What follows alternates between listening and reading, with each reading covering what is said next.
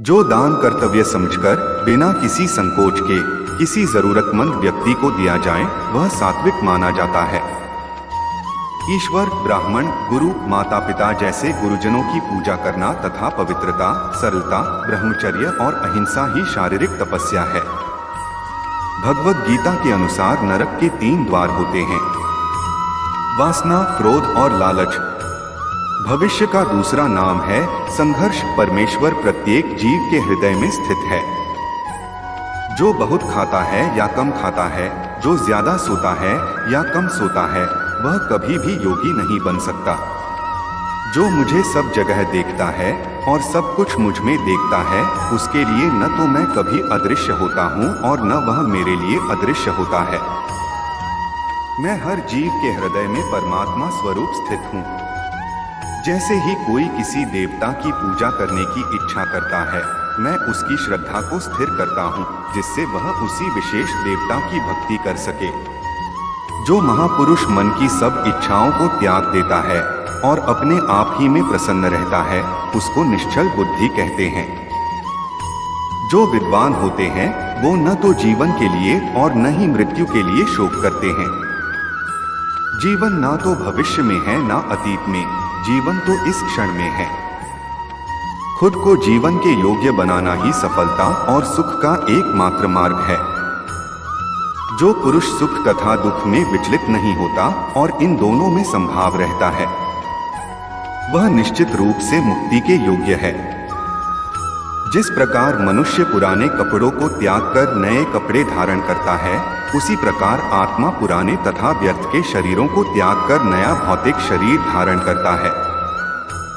जो कर्म को फल के लिए करता है, वास्तव में ना उसे फल मिलता है, ना ही वो कर्म है। फल की लालसा छोड़कर कर्म करने वाला पुरुष ही अपने जीवन को सफल बनाता है। जो मनुष्य कर्म में अकर्म और अकर्म में कर्म देखता है, वह सभी मनुष्यों में बुद्धिमान है और सब प्रकार के कर्मों में प्रवृत्त रहकर भी दिव्य स्थिति में रहता है। गुरु दीक्षा बिना प्राणी के सब कर्म निष्फल होते हैं। अपने अपने कर्म के गुणों का पालन करते हुए प्रत्येक व्यक्ति सिद्ध हो सकता है। यज्ञ, दान और तपस्या के कर्मों को कभी त्यागना नहीं चाहिए, उन्हें हमेशा संपत्र करना चाहिए। जो बुद्धि धर्म तथा अधर्म, करणीय तथा अकरणीय कर्म में भेद नहीं कर पाती, वह राज के योग्य है। जो पुरुष न तो कर्मफल की इच्छा करता है और न कर्मफलों से घृणा करता है, वह सन्यासी जाना जाता है। जो मनुष्य अपने कर्मफल के प्रति निश्चिंत है और जो अपने कर्तव्य का पालन करता है, वही असली योगी है। मनुष्य जो चाहे बन सकता है, अगर वह विश्वास के साथ इच्छित वस्तु पर लगातार चिंतन करें तो। मेरा तेरा, छोटा बड़ा, अपना पराया मन से मिटा दो, फिर सब तुम्हारा है और तुम सबके हो। जो हुआ वह अच्छा हुआ, जो हो रहा है वह अच्छा हो रहा है, जो होगा वो भी अच्छा ही होगा। अगर कोई प्रेम और भक्ति के साथ मुझे पत्र, फूल, फल या जल प्रदान करता है तो मैं उसे स्वीकार करता हूँ। जिसने मन को जीत लिया है, उसके लिए मन सबसे अच्छा मित्र है। लेकिन जो ऐसा नहीं कर पाया, उसके लिए मन सबसे बड़ा दुश्मन बना रहेगा।